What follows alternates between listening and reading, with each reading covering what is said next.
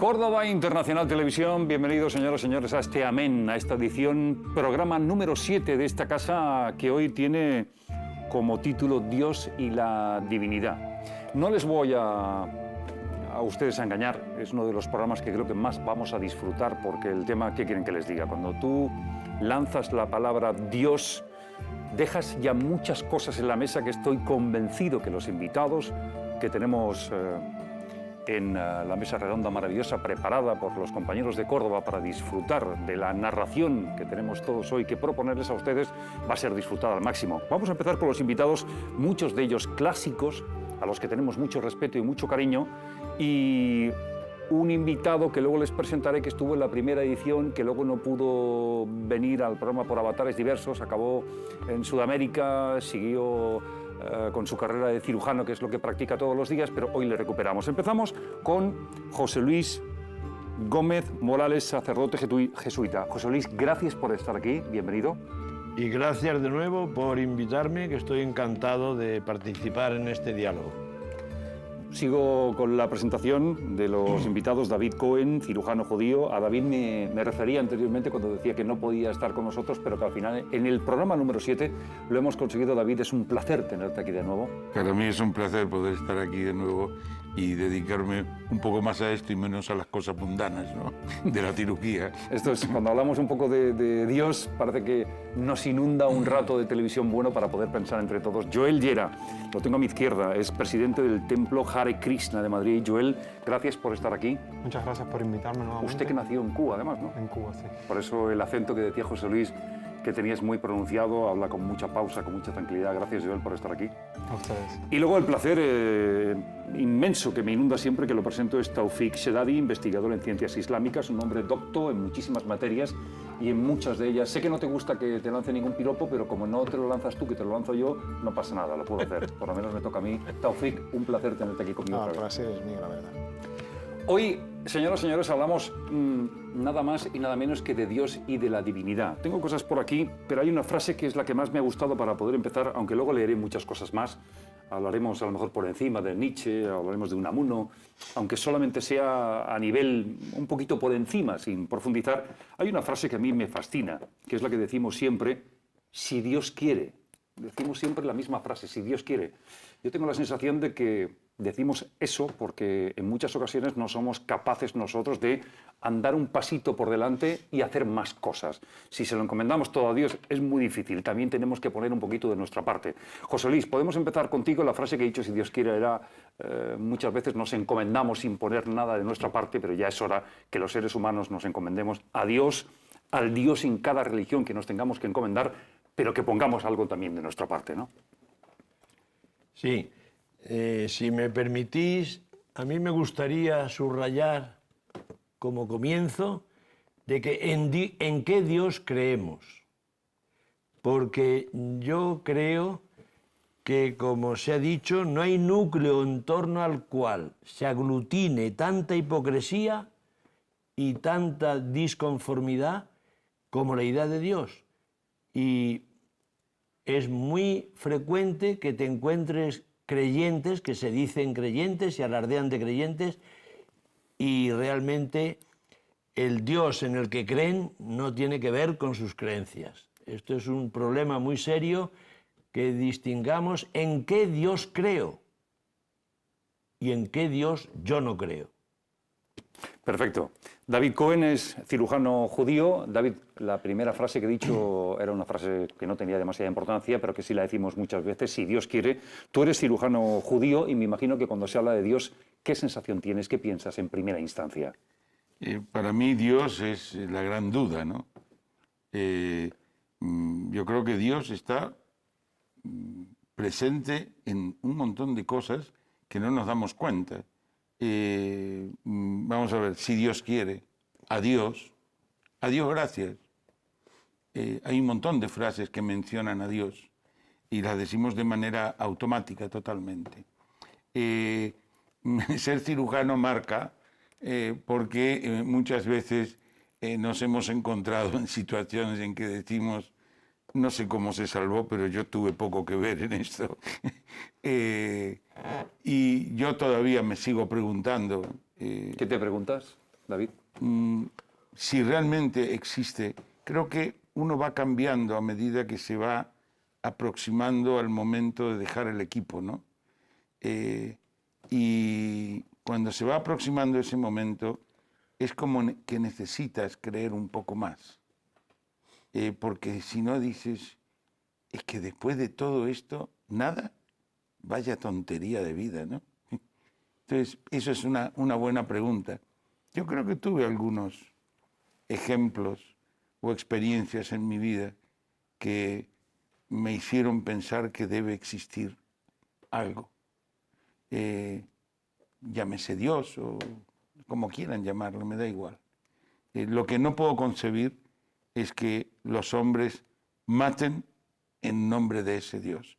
No creo que haya ninguna forma de Dios sanguinaria. Creo que es el hombre el sanguinario. Estoy convencido que una vez podamos escuchar en el comienzo de esta mesa cada uno de los componentes, sería digno este programa de que muchas universidades pudieran escucharlo para saber cómo se puede hablar de filosofía, se puede hablar de Dios de una forma distendida desde la perspectiva de muchísimas religiones. Antes de seguir con los otros invitados, David, te tengo que preguntar una cosa porque si no, no me puedo quedar aquí. El cirujano como tú, que trabaja constantemente en un mundo de complicaciones sobre la marcha que pueden ocurrir, ¿se cree a veces que es Dios? Yo creo que el cirujano que se cree a Dios tiene un verdadero problema y que se va a enterar en breve de que no es Dios. Se va a enterar de lo que Dios quiera. Sí, se va a enterar que, como decía un gran maestro mío de medicina, ¿no? Dice, no, si hay pacientes que se salvan a pesar de los médicos, porque hay algunos que hacen esfuerzos realmente. Joel, una cosa muy breve, es que recuerdo una frase a propósito de lo que él dice, que realmente si la realidad de Dios es infinita, está demostrando la imbecilidad humana al creerse dioses. Sí, pues hay gente que yo creo que tengo la sensación de que se lo creen equivocadamente. Pero vamos, tenemos pruebas todos, somos todos mayorcitos aquí. El más joven... Algunos menos, iba a decir el más joven es Joel, que no tiene ni una cana, fíjate qué envidia. No tiene ninguna cana y yo creo que además que quiere hablar le toca a Joel. En este momento Joel Llera es presidente del Templo Hare Krishna en Madrid. Cuando hablo de Dios y la divinidad, ¿qué pasa por tu cabeza, Joel? Bueno, respecto a lo primero que planteabas de si Dios quiere, la frase esa, para mí siembra el típico debate que ha existido durante toda la historia, por así decirlo, es libre albedrío versus predeterminación, ¿no? Está todo prescrito, está todo escrito, o el hombre tiene parte de determinación en los actos que realiza, ¿no? Yo recuerdo un chiste, ¿no? De que si quieres hacer reír a Dios, cuéntale tus planes, ¿no? De alguna manera u otra, a veces planificamos muchas cosas y realmente, digamos que la vida no nos permite hacerlas, ¿no? Pero por otro lado, es difícil creer la idea de que todo está escrito y además te permite sentarte, ¿no? Cómodamente a simplemente esperar, ¿no? A no actuar. Si todo está escrito, yo me siento y va a llegar de todas formas sin ningún tipo de esfuerzo. Entonces, yo creo que un equilibrio en ambos puntos es interesante, ¿no? Un maestro nuestro decía, si vas a coger un avión, cuando estás en el aeropuerto tienes la oportunidad de decidir a dónde quieres viajar. Pero una vez que estés subido en el avión y el avión está en el aire, ya no puedes decidir, ¿no? O sea, hay momentos en la vida en que tienes esa oportunidad de decidir, pero hay otros momentos en la vida en que la vida y Dios te guía por ciertos rumbos que no puedes cambiar, así de simple.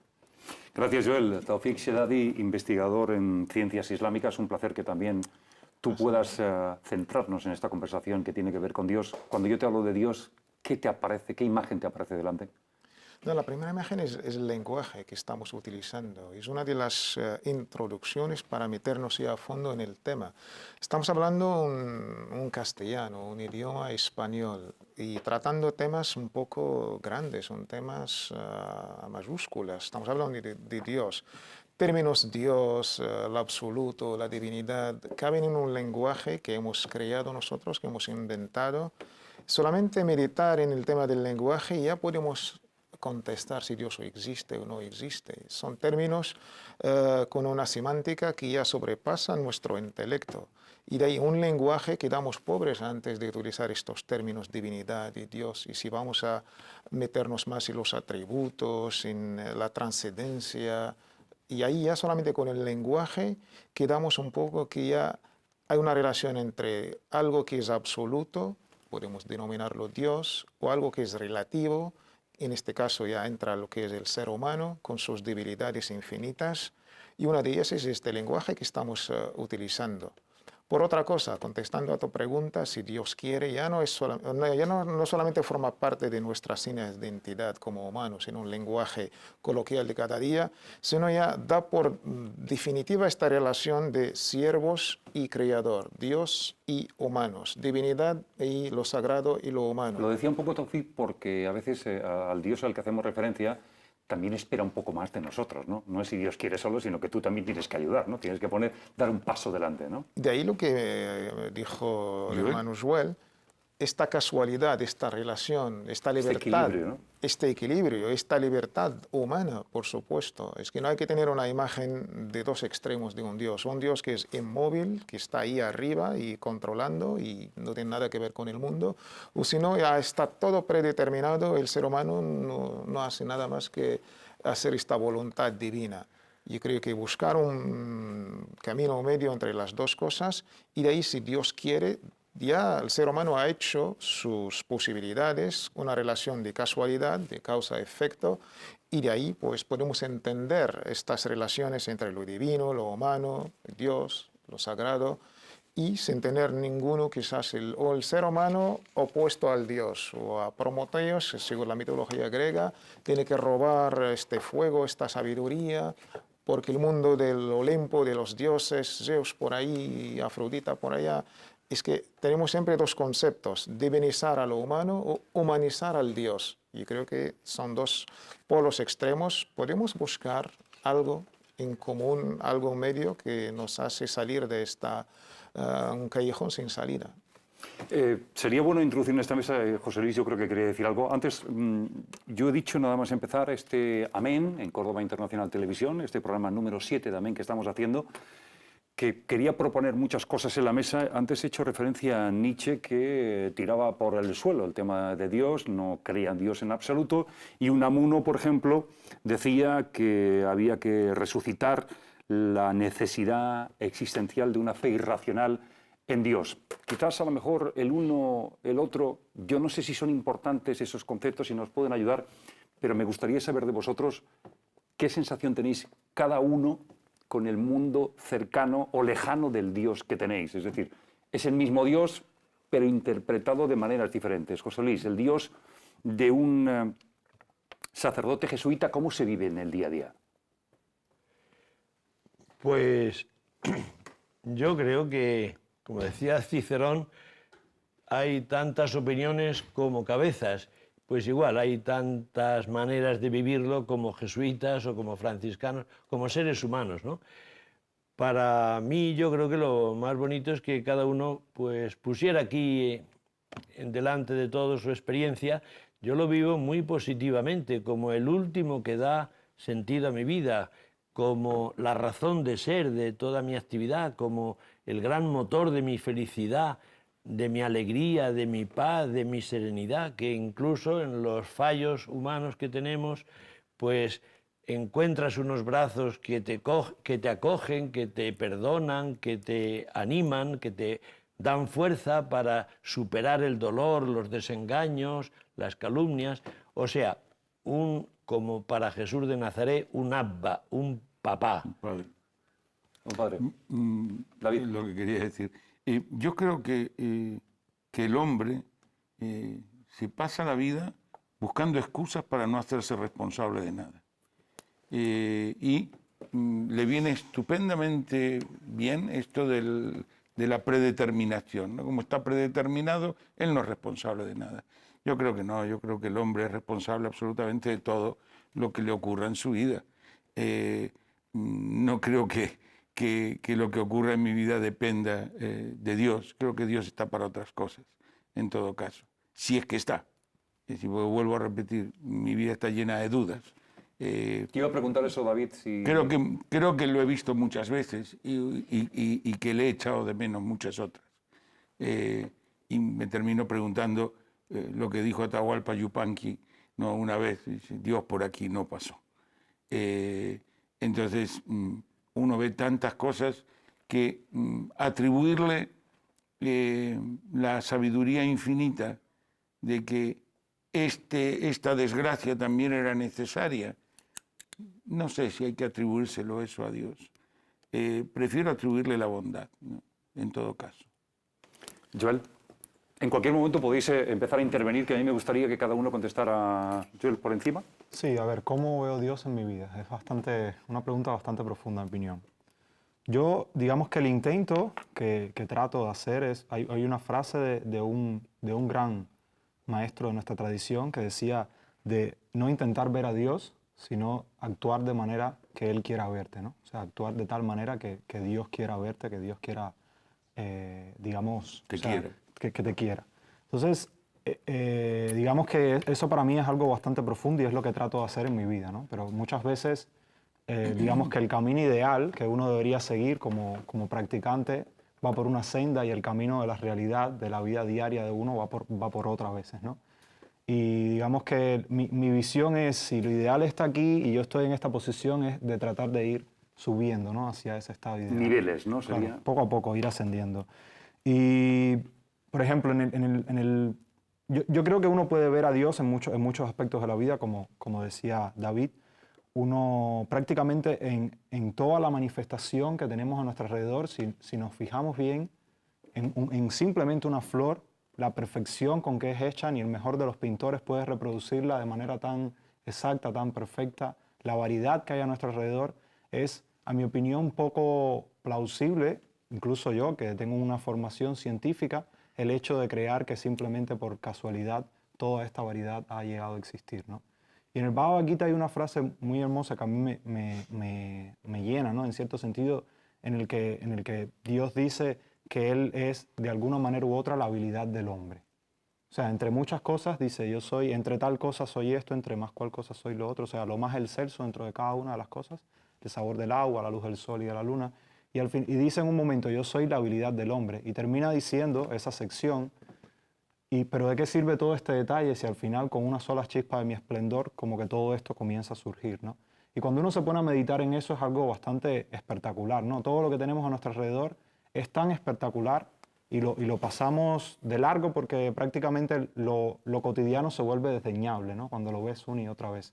Pero es muy espectacular todo lo que hay a nuestro alrededor y que es muy difícil creer que simplemente ha venido a causa del azar, como quiere hacernos creer el cienticismo. Yo creo que Dios, si alguien quiere realmente presenciar un momento en el que podría llegar a ver a Dios, yo le propondría a cualquiera que vea un parto.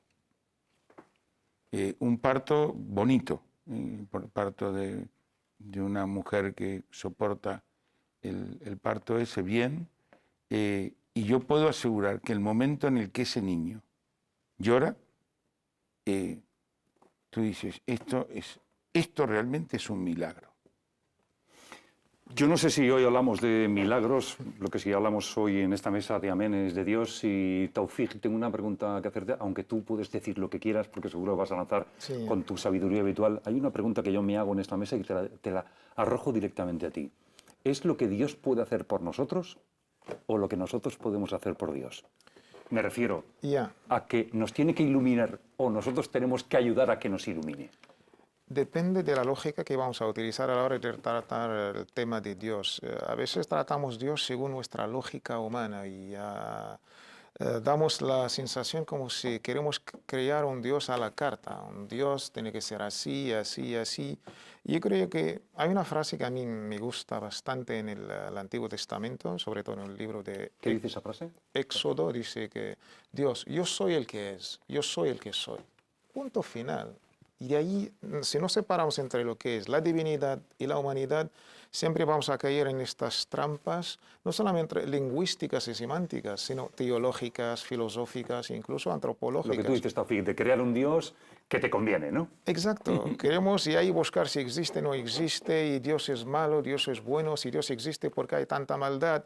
El ser humano es por excelencia, quiere es él mismo ser Dios. Si no sabe que no va a llegar a ser Dios, o un pequeño Dios, o la mitad de Dios, este afán lo tenemos dentro de nosotros.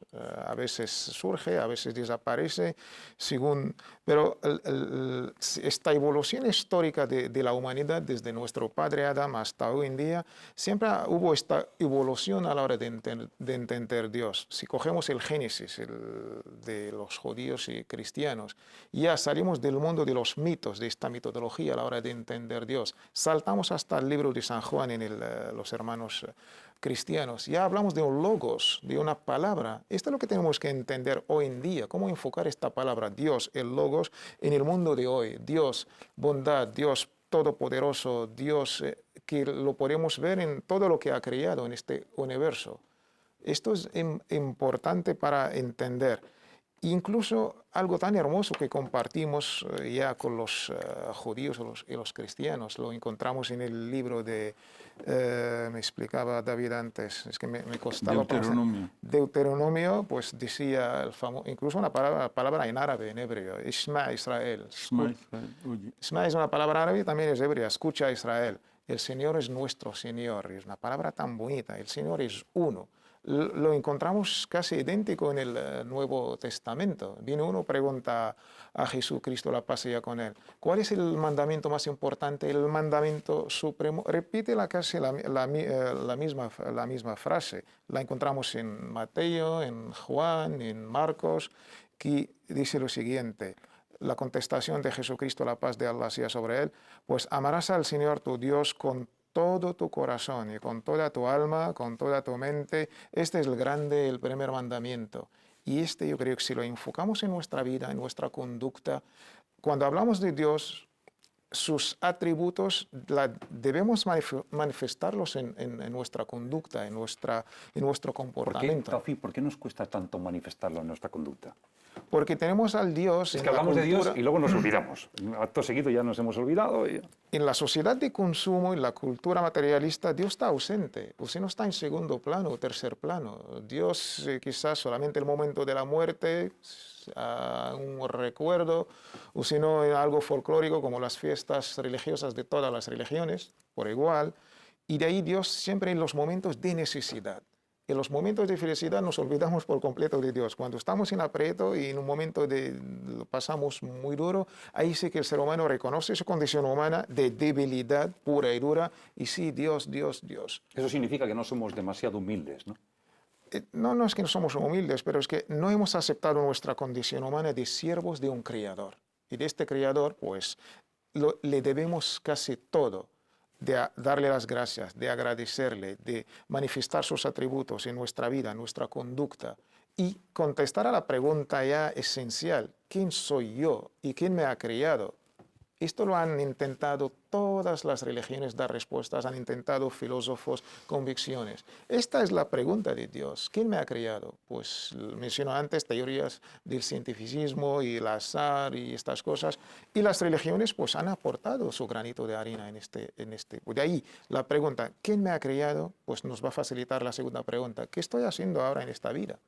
¿Y qué pasará de mí después de la muerte? Estas preguntas esenciales, pues la piedra angular es Dios. Tengo una pregunta para José Luis. Yo he visto que en el Islam y en la religión judía, el nombre de Dios va siempre asociado a bendito Él, ¿no? Porque incluso en el Islam siempre va asociado. Y en cambio, esto, juntándolo con lo que decía Taufik del idioma castellano, en la religión cristiana, el nombre de Dios no va asociado al bendito Él. Cada vez que se nombra a Dios, bendecirlo. No, hay que poner más. No lo oí tampoco. No. Bueno, es interesante hablar del nombre de Dios, que es el segundo mandamiento del Antiguo Testamento. Ha estado fino aquí, José Luis. Sí, pues yo te haría estas precisiones. 1, que es mucho más importante vivir la experiencia de Dios que santificar su nombre. Y hablar con los labios, bendito sea. El gran escándalo que ha introducido en el mundo moderno la negación de Dios, la muerte de Dios, que el otro día hablábamos de ello, ha sido el querer hacer a Dios a nuestra imagen y semejanza, un Dios amigo de la pena de muerte, de la guerra, que la hemos llamado justa, de los colonialismos, de las esclavitudes. Entonces, si eso sería, José Luis, hacer el Dios que me conviene a cada uno, ¿no? Que eso no debe ser nunca. Que eso es lo que el origen del ateísmo científico con Feuerbach y Marx. Feuerbach fue el que le dio el ateísmo científico a Marx y dijo, el hombre es lo que come. ¿Y qué decía? Que Dios es la proyección, y en esa línea fue Marx, de todos nuestros deseos incumplidos en esta tierra y también de todas nuestras bajas pasiones. No sé si en otro sentido, pero Goethe, que decía, el hombre es lo que come, ¿no? Sí. Sí. Pero creo que lo decía en otro sentido, ¿no? No sé si se refería a Dios. Entonces, mira, esta mañana me hice yo... ¿Breve, José Luis? Sí, muy breve. Esta mañana me hice yo un decálogo en lo que Dios, en el Dios que yo no creo, y en el segundo, que es un comentario en contra de los 10 mandamientos. No creo en el Dios que prefiere que se bendiga su nombre a que se luche contra cualquier esclavitud y opresión. Prefiero que no se bendiga el nombre, pero ver uno, incluso aunque niegue a Dios, que está luchando por el ser humano, por su justicia, por su promoción, por su liberación, a que tenga muy en la boca la palabra Dios. Sería una forma de bendecirlo. Digo exactamente. Yo, si haces algo... Vamos a dejarlo, necesito unos instantes de publicidad, pero quiero decirles una cosa a todos ustedes. Estoy encantado de estar en esta mesa, estoy aprendiendo un montón de cosas y me hago una pregunta. El Dios del que estamos hablando ahora, al que todos bendecimos, o por lo menos lo intentamos en esta mesa, parece que tiene más notas en común para todos los que estamos aquí que diferencias en contra. No es el mismo Dios, pero tiene una constante de igualdad que me gusta muchísimo. Hablamos luego de todo eso, de lo que nos une más que de lo que nos separa. Sigan con nosotros. Me ha gustado. Ahora. Creo que tardó 40. La mesa está feliz y contenta de que podamos tocar el tema de Dios y la divinidad. Decía José Luis una cosa, José Luis Gómez, que es sacerdote jesuita, decía una frase que me ha encantado. Parece mentira cómo pasa el tiempo de rápido en la televisión y que nos toca solo a 10 minutos cada uno en esta mesa. José Luis, es un poco el tema de la televisión, pero si le quitamos parte de esos 10 minutos a Joel, se va a sentir un poco incómodo. Joel tenía ganas de hablar antes de que finiquitáramos esta primera parte de Dios y la divinidad, y quiero que expliques lo que tú tenías en mente. Bien, primero, o sea, respecto a... Mi idea es que, porque estabas comentando ya al final, antes de salir a la pausa, de quizás no se hablara del mismo Dios. Yo creo que todos estamos hablando del mismo Dios. A mí, en esencia, por ejemplo, dentro de las tradiciones judía, cristiana y musulmán existe una raíz común que definitivamente habla, a mi opinión, Perdona, del Joel, mismo qué Dios. curioso que Taufik, cuando está hablando conmigo de cualquier otro tema, cuando habla de Jesucristo, cuando habla de Allah, siempre es que Dios le bendiga o que sea bendecido. Es curioso, ¿no? Porque está hablando de personajes que tienen que ver con un fondo común, ¿no? Claro. Y desde nuestra perspectiva, yo creo que estamos hablando de la misma persona, aquella persona que digamos que tiene, o sea, no puede haber dos personas. La concepción del Vaishnavismo, de la literatura védica de Dios, el término que se utiliza es Bhagavan, que significa aquella persona que tiene en pleno 6 tipos de cualidades: riqueza, fama, fuerza, conocimiento, belleza y renunciación. Y digamos que no puede haber una persona que tenga, o sea, dos personas que a la vez sean lo mismo, ¿no? Y creo que dentro de la concepción o el concepto del Islam o del cristianismo o del judaísmo existe la misma visión de ese Dios. Quizás en cuanto a detalles hay una pequeña diferencia, como en una pared. Quizás una pintura puede ser diferente de otra, pero la esencia de la pintura, cuando raspas detrás, es la misma. Pero para Krishna es una persona. Para nuestra visión, Dios es personal. Es sí. persona. Uno puede tener una relación personal con Él.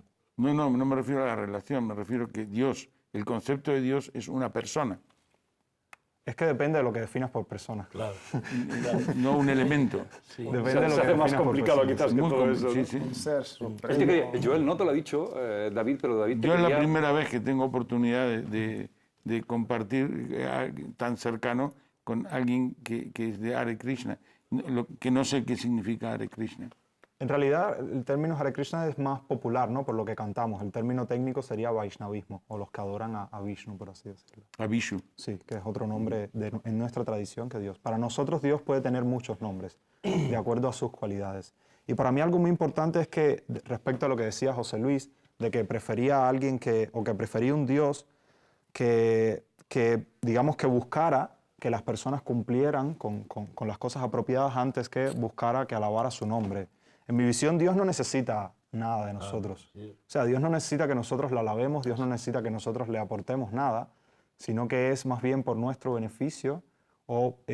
Es como un padre y un niño, ¿no? Si, por ejemplo, mi hijo, si yo le compro un paquete de patatas y él me da una patata a mí, entonces la relación que se crea en ese momento es una relación muy especial, muy íntima. Pero yo no necesito que él me dé una patata, porque como le compré el paquete de patatas, puedo comprarme otra. Entonces, si vamos a la concepción de ese Dios que lo creó todo, no necesita nada de nosotros. En realidad, lo que hace especial ese trato es la relación íntima que se establece al interactuar con él, a mi opinión. Y es lo especial de la religión. José Luis, ¿te quería contestar o quería decir algo? No, quería añadir en este clima de unidad una bellísima poesía de un murciano islámico del siglo XII, Ibn Arabi, que dice así: hubo un tiempo en que yo rechazaba al prójimo si su religión no era la mía. Ahora mi corazón se ha convertido en la acogida de todas las formas. Es pradera de gacelas y claustro de monjes y templo de ídolos. Es cava de los peregrinos y libros de la Biblia y suras del Corán. Porque profeso la religión del amor y voy a donde me lleva su cabalgadura, pues que el amor es mi credo y mi fe. ¿Cuántos de diversas religiones podían suscribir esto si tienen una autenticidad y una sincera espiritualidad? Bonito, Taufik, lo que Muy acaba bonito. de... Esto es lo que llamó otro jesuita, un ilustre jesuita, seguramente que nuestro hermano José Luis lo conoce, el Asín Palacios, un ilustre jesuita, lo que llamó el Islam cristianizado. Se hace una lectura del Islam de los místicos. Ibn Arabi es el equivalente, por ejemplo, a San Juan de la Cruz. María Teresa es el equivalente a Arabia al-Adawiyya. Pero mucho más de esto, yo quiero que cuando hablamos de Dios y divinidades, me gustaría hablar de algo tan trascendental. Y de ahí la pregunta me gustó que hizo David a José Luis. La palabra Allah en árabe se acerca a Eloh, a El, a Elohim, a Adonai. Ya sabemos que el árabe y el hebreo vienen de la misma familia lingüística. Pero mucho más del idioma como algo lingüístico, tiene algo de sagrado y de divino. La palabra Allah no tiene ni femenino ni árabe. Allah es para dirigirnos a Dios. Dios, por ejemplo, diosa y dioses. Y incluso en términos teológicos, al hablar de Dios, el Dios hay que poner la D en mayúsculas y el Dios común en minúsculas. Esos son términos no solamente de una manera un poco lingüística, pero tienen sus raíces muy interesantes. El tema, cuando hablamos de divinidad o de Dios y su relación con nosotros como humanos, ¿por qué no hablamos de esta relación con el cielo en nosotros? Separar lo divino de lo humano, separar el Dios del ser humano y crear todo este contexto occidental, y quizás todo el resto debe hacer lo mismo. En Occidente hubo una experiencia algo negativa con Dios, con la religión, pero en otras culturas, en otras religiones, en India, en el mundo árabe, pues no han tenido más o menos el mismo contexto. La experiencia aquí del conflicto, el problema de Dios, como se ha dicho, debemos tener y abrirnos la mente que en otras culturas no hubo este problema, al contrario, el Dios ha sido garante de felicidad, ha sido garante de estabilidad. Y ha ido reforzándose cada día más, Y ¿no? también ha sido problema de guerras, guerras en nombre de Dios se han hecho. Y en este mes de Ramadán, hablar del concepto de Dios desde nuestra tradición islámica es muy interesante, porque en un mes como este Ramadán hubo este encuentro entre la divinidad y la humanidad, entre el Dios y los seres humanos. Según nuestra tradición islámica, en este sagrado mes de Ramadán, hace ya 15 siglos, el Dios, Allah, Eloh, pues envió a su arcángel Gabriel. Este primer contacto entre el cielo y la tierra, entre lo divino y lo humano, entre Dios y su profeta Muhammad, la paz sea con él, es importante de entenderlo, porque Dios está siempre con nosotros. Y este contacto que lo hemos roto, que esta ruptura epistemológica que hubo entre Dios y la vida, entre Dios y la cultura, es un contexto occidental, es un error gravísimo. Y todos, ahora como cultura, como civilización, estamos pagando un precio muy alto. Debemos corregir este lapsus que hubo entre el Dios y la humanidad y volver a esta relación divina que hubo en un sagrado mes de Ramadán, como un sagrado mes de cuando hubo Moisés y las tablas, otro contacto Dios y la tierra, son conceptos muy importantes. En Ramadán hubo este contacto, también en nuestra tradición hubo este contacto por segunda vez cuando el profeta Muhammad, la paz sea con él, hizo un viaje de la tierra hasta Jerusalén y de Jerusalén hasta el séptimo cielo. Ahí ha recibido regalo, que son los 5 salat, los 5 rezos, oraciones que hacemos. Y en un sagrado mes de Ramadán descendía el arcángel de Gabriel y revisaba el Corán con el profeta Muhammad. Gabriel como profesor o maestro y Muhammad como alumno. Algo así como volver a la esencia y volverla a repasar y comentar de nuevo, ¿no? Exacto, este contacto, porque siempre tenemos un Dios cerca de nosotros, aunque no lo podemos imaginar. Y esto es importante, tener al Dios, al concepto presente con nosotros, ahí viene la clemencia, la misericordia, la conciencia, el autocontrol, la autoestima y luego la vida en el más allá. Nos vemos con Dios y ahí hay otro lenguaje, y otra lógica y otra dimensión. Yo creo Qué bonito lo que acabo de comentar, Taufik. Yo creo que hay, desde lo más terrenal, y digo lo más terrenal porque digamos que el único no religioso de esta mesa soy yo, es curioso que en el mundo de la riqueza, podríamos hablar de Occidente, con respecto al mundo de la pobreza, los conceptos de Dios varían. Yo creo que la riqueza ha envilecido al hombre, ¿no? Es como si no necesitara a Dios esa riqueza. Claro, el hombre rico es como se siente tan poderoso que parece que él cree que es Dios, ¿no? Pero si solo tiene dinero. Nada más, nada más. Veníamos hablando justamente con Joel antes de llegar aquí y yo le comentaba que conocí hace poco a una persona que es imposible que alguien pueda tener más cantidad de dinero. Imposible. Una fortuna inmensa, inmensa. Tan inmensa como su soledad. Una persona de 83 años en la más absoluta soledad. Increíble, ¿no? Increíble. Y vamos, por ahí Dios no pasó. ¿Se cruzaron alguna palabra en ese camino? Ella y yo, sí. O la persona, no sé si me era vino una... a ver como paciente, si la tuve que atender como paciente. Y nunca había nadie más solo que esa persona. Por tanto, significa que a veces el dinero no lo es todo. No, ni en nada. Me ha gustado esto que ha dicho David.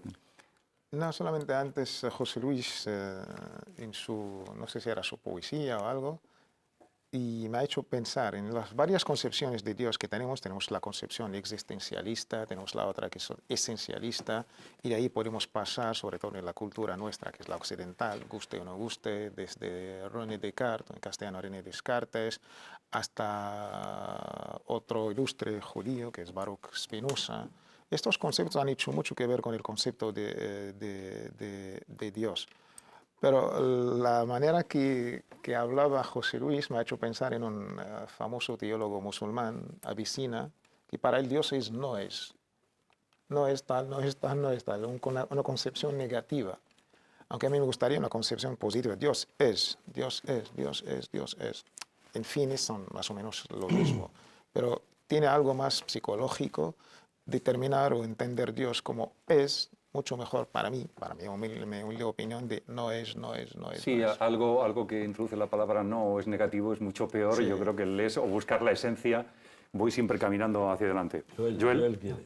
Sí, bueno, yo quería referirme a algo que decía Taufik, que me gustó mucho la concepción de que Dios está cerca, de buscar ese Dios que está cerca. O sea, hay un versículo coránico. Claro, para nosotros Dios está en el corazón de cada una de las entidades vivientes. O sea, lo abarca todo, pero además entra en el corazón de cada uno de nosotros. Y uno debería buscar, se da en los Upanishads, que son uno de los textos sagrados de la tradición védica, se compara a dos pájaros en un mismo árbol, ¿no? Digamos que un pájaro somos nosotros y el otro pájaro es el Supremo, por así decirlo. Y se dice que uno está tomando los frutos, esos frutos, y que el árbol produce dos tipos de frutos, la felicidad y la aflicción, que es lo que tenemos en este mundo. Y entonces, mientras el otro está siendo espectador, simplemente esperando a que nosotros volteemos la cabeza hacia él y digamos que nos dispongamos a poder aprender o a poder transitar, ¿no? el sendero en busca de la felicidad o el amor pleno. Entonces, el hecho de abrir, digamos, las puertas de la percepción nuestra hacia ese infinito es lo que o depositar un granito de fe de tanto que tenemos en otras cosas, en ese Dios, es lo que nos va a permitir, digamos, experimentar el néctar o la felicidad que siempre hemos estado ansiando. Pero con esa concepción de que es un Dios muy personal y que está ahí cerca, que no está ahí arriba en un pedestal. Presente y cerca. Bueno. Antes de que siga José Luis, que ha levantado la mano, yo introduzco un pensamiento que se me ha ocurrido cuando estabais hablando, y es que tengo la sensación de que todos estamos en esta mesa pensando que si honramos fielmente a ese Dios y lo hacemos de una forma muy pura y pensando en eso, vamos a hacer realmente lo que teníamos previsto hacer desde que venimos a este mundo, ¿no? Honrar y no preocuparnos de más. Si hacemos las cosas un poco bien las verá el que está arriba. Tengo esa sensación. José Luis. Bueno, pues quería aclarar cómo entiendo yo lo que ha dicho Taufik, que quería hacer una unidad entre lo divino y lo humano, lo espiritual y lo material, la cultura y la divinidad. Bien, eso es verdad, pero ojo que también el gran problema de las religiones es que han querido dominar todo. Lo mismo que el hombre ha querido hacer a Dios a su imagen y semejanza, las religiones que tienen gran parte hechura humana, tenemos que quitar el trigo de la paja y no atribuirle a Dios lo que es creación humana, proyección humana, como decía antes, que veían Feuerbach y Marx en las religiones. Y entonces, por ejemplo, cuando empieza a democratizarse Europa y a buscar unos sistemas de no monarquía absoluta, entonces la cristiandad, las iglesias han estado rechazando sistemáticamente los avances de la ciencia, los avances de la política, las formas más democráticas de participar. Incluso la teología en la Edad Media dominaba la filosofía que se decía ancilla teologie, o sea, sierva de la teología. Entonces es muy peligroso no dejar autonomía a las realidades humanas. Y cuánto daño han hecho dictadores que ponían en sus monedas, por la gracia de Dios, no quiero citar nombres. Pero eso es una utilización. Claro, que han hecho. Claro. Y cuántas veces ha habido coronas de reyes que en su entronización estaba la misa de coronación, etcétera, etcétera. Y lo mismo diríamos en primera fila los actos religiosos de autoridades corruptas o dictadores. Entonces, hay que penetrar, que Dios, dejarle a Dios que sea Dios, penetrando, dando fuerza, dando vigor, dando alegría y felicidad a todo lo humano.